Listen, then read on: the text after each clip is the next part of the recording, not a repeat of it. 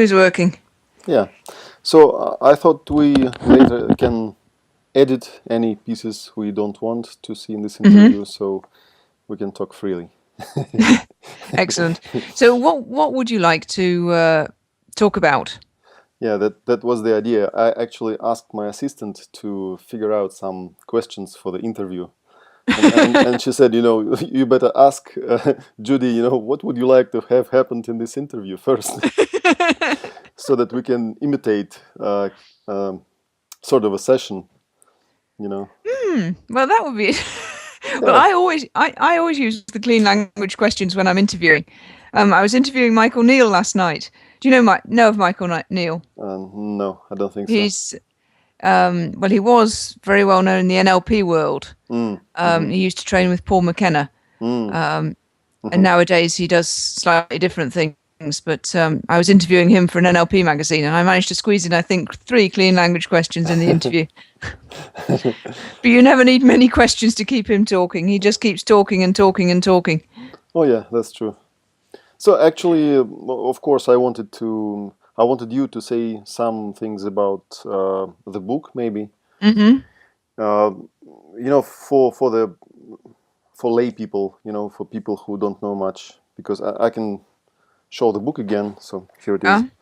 So in Russian edition, it's called Clean Language and Symbolic Modeling. So we decided to put both names in the titles so that it would be, so that it would register in the conscience of Russian people, Is symbolic modeling better known, or? I don't know. The title "Clean Language" isn't specific enough, because people usually think, clean language is something like you're not swearing a lot. Yeah. That's clean language. And I remember I once was doing a presentation for Russian language and literature teachers somewhere. So they were, genuinely. They generally thought that it's something about how to talk to people without scolding them, stuff like that. I think it's a horrible name, clean language. I really wish David had come up with something different. When I'm selling my stuff now, I usually refer to X-ray listening first, which is the name of my business, and then refer to clean language later. Yeah. I also usually when I give a presentation or workshop, I usually say symbolic modeling, which isn't specific enough too, but it's okay. It's much better than clean language, because my trouble is that sometimes I also give workshops about learning foreign languages. So people start to mix it up. So they say, "Yeah, you're teaching languages, right? That's what you mean." And that's not what I mean. I mean this, this coaching technique called clean language. And people go, not clear enough. How difficult was it for them to just come up with some names which were unique and which meant just what they said? I mean, why was it so difficult? Because symbolic modeling, it means something else as well. It's something in computer science. That's true. That's true. And it's also Language both is words also separately. A computer programming language. Yeah, symbolic and modeling. It's used in NLP, meaning some different stuff. So people also mix it up, saying we know all about it. Even more annoyingly, symbolic modeling is spelt differently in the UK and America. Different how? So modeling only takes 1 L in America. Wow, didn't notice it. Okay, so have you got 2 L's in yours? Well, it doesn't. It isn't a direct thing, is it? Oh yeah. So anyway, so maybe the first question then maybe could be, what is clean language after all? The clean language that you talking about in this book. Can you Okay, that seems like a reasonable first question. Oh yeah. And what else would you like to cover during the interview? Maybe why this? What is this book all about? Why you decided to write it? How it is different from. I know personally that there are no many other books on the subject. Only 2, as far as I know. Yeah. So, but anyways, why you decided to write this one? what's so unique about it. And maybe, is there anything else about this book? Okay. And how long do we want to be recording for? I don't know. I think the cut version should be 20, 25 minutes maybe. Okay. So we can, talk for 40 or 50 minutes, and then we will cut pieces that we need, questions and answers, some introduction, whatever. Okay. Do we want to do a demonstration during this interview? Shall I start? Will you start clean languaging me, or shall I start clean languaging you? Oh, you can start clean languaging me. That would be fun. If it seems relevant, I might do that then. Yeah. That's okay. Okay. Right. Yeah. Is there anything else we need to think about? Are you going to interview Wendy as well, or? Yeah, if she's willing to, maybe. I mean, have you asked her? I'm not in No, I don't. regular contact with her. I don't have her contact actually. That's why I didn't. Because I don't know, for some reason when I was looking for, I remember I got your email or Twitter. Don't quite remember how. Twitter. I think you found me on. I remember me asking you for the picture for the book. That's when I got your email, but not Wendy's. I don't know why. Maybe they forwarded it to you for some reason. I don't know. Okay, no, I can do another session with her. You contacted me directly on Twitter, but I might be misremembering. Yeah. Okay. I don't think Wendy's on Twitter. No, that's why. Because I'm following you for, I don't know, a year for sure. The clicking and reading those articles and stuff. So it was natural for me to just write you in a Twitter. Yeah, makes sense. Yeah. Okay, ready when you are. So okay. So I am talking to Judy Rees, one of the authors of the book, which is in English called Clean Language, and in Russian called Clean Language and Symbolic Modeling. And I'm about to ask her to tell us something about the book. What is this book all about? Why they decided to write it in the first place, and what is so unique about this book? Why you should, pay attention to the book and read it and use all the stuff that's in there. So that's it. So my first question would be, can you tell us a little bit maybe about yourself? I know that you are talking about yourself in the book itself, but still, let's pretend that people don't know anything about you or the book. So can you tell us a little bit about yourself, and then I will ask you some questions about the book. Yeah, so hopefully in the book we don't talk too much about ourselves, because we think it's quite a practical book and a book that's intended to really help people use clean language in very practical contexts. So it's not intended to be a book in which we bang on incessantly about ourselves and our backgrounds. But I've been working with metaphor and with language, well, all my life obviously working with language, but in particular with metaphor, I've been involved since I was a teenager. My dad was researching metaphors and the role of metaphor in influence when I was a teenager. So it's been completely all around me all my life. After I left school, I became a news journalist. I was involved in local news journalism. I'm sure they have the same kind of thing in Russia, that local papers where the happenings include small fires and cats up trees. And I went through that whole school of journalism and eventually moved down to London and was managing a big team of journalists, 200 journalists for one of the most successful new media, electronic media companies in the country at that time. From there, I got involved in NLP. Some of the listeners to this will know a little bit about NLP. And from NLP, I came into contact with clean language for the first time. And I was absolutely wowed by it, because I realized not only how it connected these ideas about metaphor, which I'd been in touch with since I was a teenager, but also provided some really practical tools that I, as a manager, as an editor, could use to help me manage my staff and literally get stuff done from day to day in the editorial newsroom. So that was very exciting to me. I was also involved in some big technical projects at the time, getting big systems built. And again, I could see how clean language could help me make that happen. And so I was very excited by it.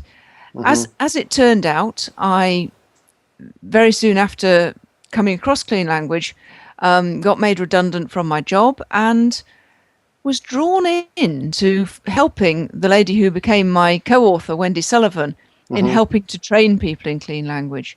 And between us, we then spent 3 years training, well, I think scores, possibly hundreds of people from around the world in how to use clean language. In the last 2-3 years, Wendy and I have parted company, so since the book was published, but we're both still out there training. Wendy mainly training coaches, whereas I'm working very hard to train people, not just coaches, but also managers in business and people working in IT, and also, well, a whole range of industries, actually. People who just want to get stuff done by getting people to really clearly say what it is they want, how they want things done, getting to the reality of life. And I think that's very important, and I think clean language can be very helpful in that. So it is a very practical subject, as I see. So it's not some kind of a psychotherapy or, things where you sit with a person and talk for hours about stuff that's inside. Well, you can use it for that. It's available to use for that. And it came originally from the world of psychotherapy. So the guy who invented it, David Grove, was a psychotherapist, and he was dealing with very, very big, serious therapeutic stuff. So veterans with post-traumatic stress, women who'd had sexual abuse as children, this kind of stuff. So really deep, serious psychotherapy. And that's where it came from. However, the principles that David discovered when he was working in those therapeutic contexts, it became obvious that, well, to me and to a number of other people, that those same principles applied pretty much anywhere that two people were in conversation, or even where a group was in conversation. That David had stumbled on some information about how people think and how effective communication happened that could be relevant in a whole range of different contexts. And I'm one of those who's made it my business to get that information to as many people as possible and make it as practical as possible. So then why you decided to write this book? How it is different from whatever ideas that David Grove had and other people who practiced psychotherapeutic approaches using clean language? Well, David's ideas themselves, I think, were unique. I don't think anyone else had discovered, certainly at that time, the role of metaphor in thought.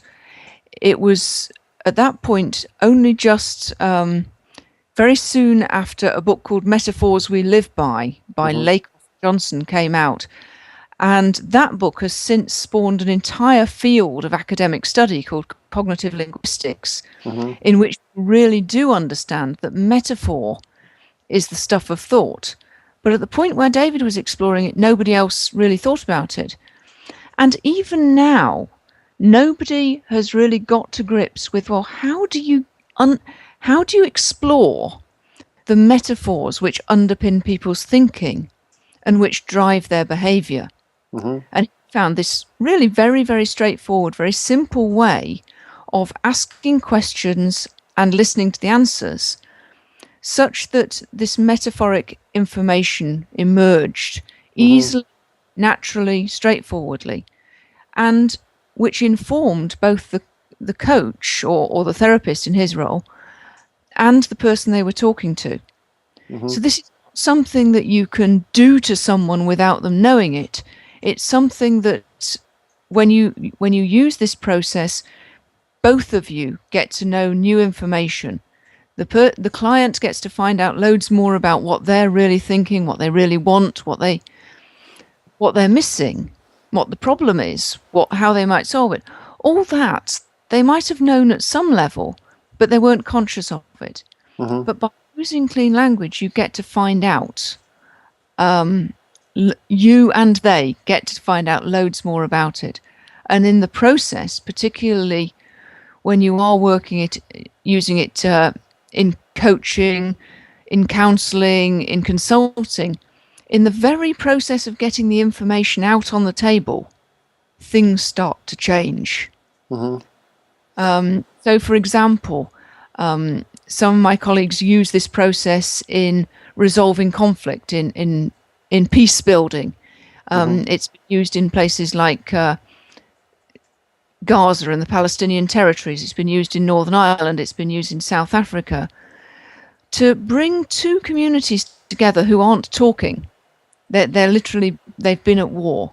Well, you get a group of people together and they use these questions, these answers, to find out about what's really going on in the opposition. And as they find out what's really going on, what people are really thinking and feeling, it becomes obvious that actually people are just human beings.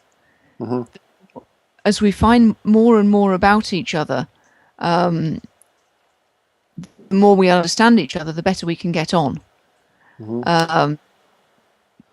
Sometimes people who are very superficially familiar with clean language and clean approach, they say, but this is just, you don't give any directions to a person. You don't ask, any questions. You only use their own words and stuff like that. Isn't it just, rambling? Isn't it just like free association, whatever? How can this approach lead anywhere? Because, you're not leading a person anywhere. So how this person can come anywhere if you're not leading the person anywhere? Well, I think that, as you say, it's a superficial understanding of clean language that you're not leading the person anywhere. Because actually what you're doing with clean language questions is directing a person's attention to specific aspects of their inner experience, if you like. Now, actually, directing attention is one of the most powerful influencing tools that there is. Well, there's a saying, isn't there, where attention goes, energy flows. Yeah, right. So if you can place the person's attention on what you want as the influencer, you're actually going to put the person in the state that you would like. Now, that's not normally what we do in clean language, but it's certainly possible to do. If I was to spend my time asking you questions about an event that had happened in your recent past which made you unhappy, and started saying, well, what kind of event was that? Was there anything else about that event? Would naturally start to embody the state of being unhappy. Attention would be going to something happy, unhappy. On the other hand, if I was to ask you about when you're working at your best, that's like what? So then the person starts to tell you things. So when you, Oleg, when you're working at your best, that's like what? I don't know. It's like riding. What kind of riding? It's a very, very clear kind of path or a road. And I know where I'm going. And I know that it will take some time, but basically the way itself is clear. I just have to do it. So and I'm doing it, and it happens. Then I come to the thing that I want to achieve. And when you're riding like that, what kind of riding is that riding? It's like my body is going all by itself. I'm not moving it. It's maybe in some kind of a vehicle, maybe a car or something. So, and this car, it's like, like one of those futuristic Google cars. It goes by itself, following the line on the road. And I'm just inside and I can see the movement. So my conscious part is moving along with the car. Mm-hmm. Yeah, something like that. And so I'm curious, when I'm asking you questions about when you're working at your best like that, what happens to your mood? Well, something definitely happens. It's like,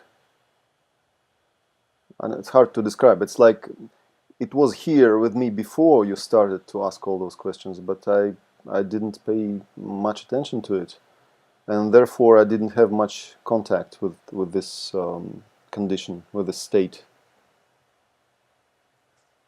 That's probably what. And mood becomes different because when I start to pay more attention, then I more get into that state. Yeah. That's a very typical experience. So by directing your attention to something you weren't previously thinking about, it was just, I'll just ask about that. Yeah. And I directed your attention to your stuff. I change your mood. I change your state. Yeah. The Or rather, maybe I would say I'm getting a better connection to the state. It's not like it wasn't there before. It was, but I wasn't connected to it. Yeah, and so in directing attention like this is far from rambling, meandering, go where you like, think what you think. Mm-hmm. Specific.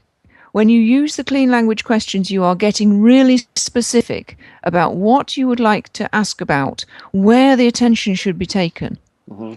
And in the book, and also in the training that I do, I teach people how to do that. So what specific questions to ask in order to achieve what? Mm-hmm. So I think that should be my next question. How practical you can get using a book?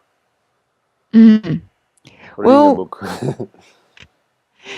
The book's been out now for 3 years, I think, and so a lot of people have now learned clean language from the book, and I've heard from plenty of them. Mm-hmm. Now, what they tell me is that they're able to pick the book up, read it straight through, and start using clean language straight away to people's metaphors. Mm-hmm. And they're not reporting that they're getting stuck or that they're spending the whole weekend doing clean language because they can't figure out where to stop. They are doing it. Now, that's for me, was the test of whether we'd written the book correctly, was are people going to be able to use it in practical terms? Now, that's not to say that there's nothing more to learn than is in the book. Mm-hmm. One piece in particular that we didn't include in the book Clean Language is we didn't include either of the two major coaching models that use clean language. So there's one called the 5-minute coach, and there's one called the framework for change.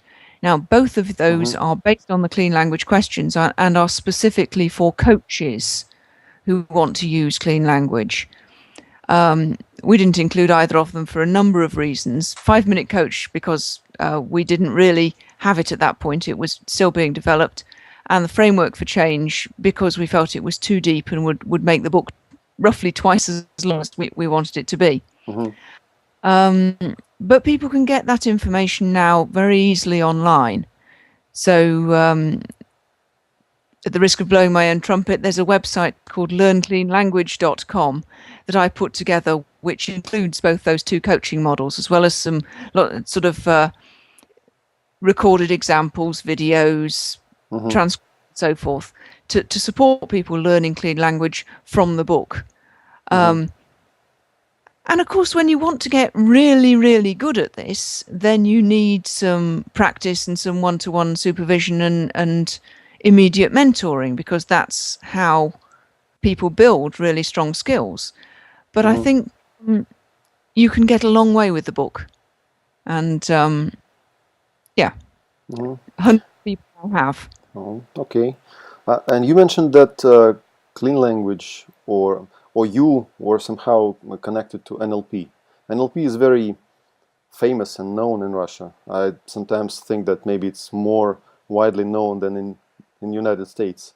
So sometimes people, also say, judging by the contents of the book and so on, we can see that this is just, another NLP book. They just took some stuff from NLP, put it somehow differently, and invented some fancy name like symbolic modeling or clean language.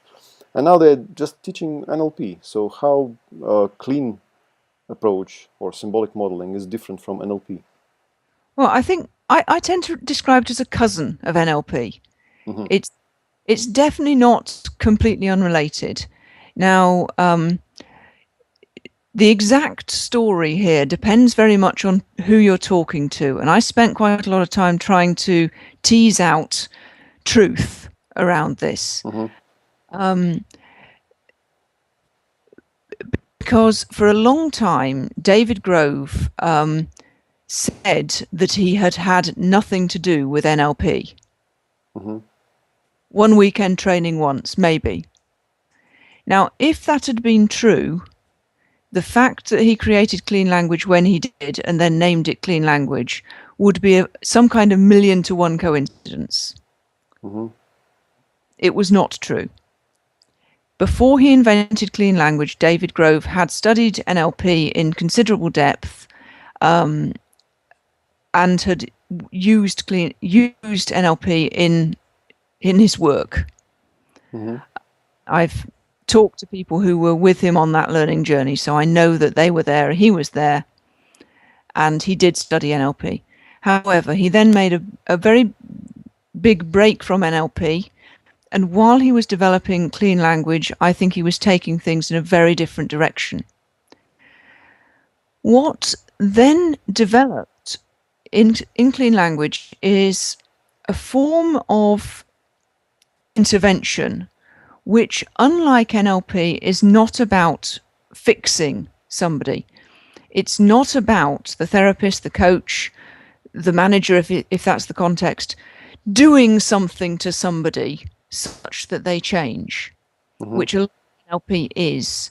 It can be about, I'm going to grab your shoulder and then you're going to feel different, or I'm dance and then you'll feel different. Well, you will feel different if you do a fun. Yeah, sure. This is not to say that NLP is not a good thing. Lots and lots of NLP is very, very useful. I have considerable contacts in the NLP world. I write for an NLP magazine. It's interesting to me. But from where I stand, knowing NLP well and knowing clean language very well, I know that they are not the same thing. And what the value of this is that you can combine clean language with what you know of NLP. If you're an NLP practitioner or you do NLP stuff, you can include clean language in with what you do. And also, if you're a hypnotist, you can include clean language with what you do. Equally, if you're a shiatsu practitioner or you do acupuncture, or you're a medical doctor, or my husband uses it in his work, which is working with international aid agencies and working in dangerous places. You can combine clean language with it and make what you do more effective. And you can use clean language as a completely standalone approach to helping people to change. So whether in therapy or in coaching, consulting, counseling, or whatever. So my next question would be, who do you think would be an ideal reader for this book? How did you imagine your audience, to whom you wanted to relate the text when you were writing the book? Well, when I first drafted the book, the very first person I had in mind was a friend of mine who had done some exploring of NLP and how that worked, but mainly had a very business-like focus. So he was actually a recruitment consultant by trade. Mm-hmm. He would be interviewing candidates and also interviewing employers to help them figure out exactly who their ideal candidates would be. And he'd asked me several times, well, look, can you write something about this stuff? Because I haven't got time to come on a workshop. And so he was my ideal candidate. Mm-hmm. But I think this stuff works best for people who are reasonably intelligent. So I think, it tends to be people who are team leader upwards in organizations. So managers, typically middle managers or senior managers, people who are really interested in people and how they tick. Mm-hmm. And people who like to explore and experiment. So if you just want a book which gives you all the answers, well, this isn't it. Because what it contains is a set of things for you to explore, experiment with, play with. Mm-hmm. You won't have any impact unless you play with them. It's one of the unfortunate from my point of view, trying to promote clean language, that it's people really only get clean language when they experience it for themselves. Mm-hmm. I ask the questions of somebody and start to realize what exactly is happening, just how much new and different information they're getting. Or even better still, they are asked the clean language questions by somebody, and they get those insights that they wouldn't ever have had any other way. Mm-hmm. They understand why clean language is different. Mm-hmm. So can clean language be used in usual life, day-by-day life, by people just talking to each other outside of any kind of session or evaluation or interview, just on the basis of peer-to-peer talking? Absolutely. One of the things I get people to do when they've been training with me for a few hours is to go out and see how many times they can use the clean language questions with complete strangers, whether in the railway station or in the street or in the supermarket or in the pub, wherever they happen to be. It's the mark of an expert clean language facilitator that they can use the questions absolutely anywhere, in no matter what circumstances. The first question that trips off their tongue is a clean language question. Mm-hmm. Yeah, can you tell maybe some success story or a couple of success stories from your students or from yourself? How using clean language can, help one to figure out some situation or whatever?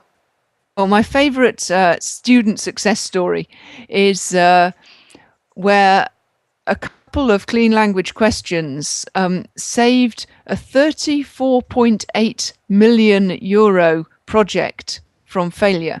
Mm-hmm. How so? Colleague, my student was still is a business analyst, and at that point he was working on a big computerization project which would bring together systems from two national banks, one in Holland and one in Belgium. And the official requirements for this project had already been written, and so it had all been agreed. Everybody knew exactly what was being built and the price of it, or so they thought. My student's job was simply to go and check some use cases. So what happens in this circumstance? What happens in that circumstance? But as he got the people and started talking to them and started asking them clean language questions about what they really wanted, he discovered that the Dutch bank and the Belgian bank meant something completely different by a particular word in the requirements. Mm-hmm. And it's quite possible, he thinks quite likely, that if that misunderstanding had not been discovered using the clean language questions, it would not have been found until the very end of the project, when it was in final testing. Mm-hmm. At which point it would be too late to fix it. Mm-hmm. So he's actually on the record. There is a public statement on a website saying, look, this is what happened. 34.8 million euros were saved using clean language. And that's a very ordinary situation. You know, it's no therapy when you're doing use cases in a computer system. It's simply a practical job. Mm-hmm. So obviously this subject has a lot to do with developing communication skills. Very much so. And developing communication skills in such a way that people connect with each other, for definite, but also so that people connect with themselves, connect with their true selves, connect with what they really think and what they really feel. So it's sort of internal communications and external communication. Okay. And yeah. Mm-hmm. Okay, so maybe you can also say a couple of words about, it's like some wishes for future Russian readers of the book. What would you like to say to those people who would read this book in Russian, and hopefully we translated it well enough to, to relay the mission of Clean Approach to the Russian public? Well, that's a really big question because, of course, I know very little about Russia and how the real situation is on the ground there. But I've recently been doing some work in the Czech Republic, and I was talking to my colleagues there and talking about how clean language can work to not only in these very practical situations that we've been talking about, get a really good computer system working, but also to heal old conflicts and old wounds from the commie period, as they put it. Mm-hmm. Now, I don't know whether that is true in Russia, but I sincerely hope so, because I think that there's a big piece that clean language can, and it sounds horribly, fluffy, but I really do think that if people are going to be able to communicate more effectively with each other, and to be able to really understand themselves better and to communicate with themselves better, I think it does tend to make the world a better place. And I think that clean language has the potential to be a really major influence for good in terms of making Russia a better place and making the world a better place. Okay. That's what my hope would be, is that yes, that the people in Russia will use clean language to make their country and to make the world a better place. And I think that the further thing is that they will then take the ideas of clean language and build from them, and build on them.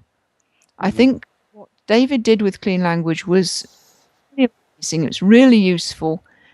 And he was still growing. He was still developing. He unfortunately died a couple of years ago, but he'd already moved on from what he'd already created in clean language to create some things called clean space and emergent knowledge. Mm-hmm. And I think that once you really get clean language and you understand the principles of it, the next thing is to figure out, well, where does that go next for me? Mm-hmm. What else can we do with this? What else can we create with it? And I think there'll be some very exciting things come out of it in the fullness of time. Okay. So thank you very much for this interview. I think that was good enough. Is there anything else you would like to say before we'll wrap it up?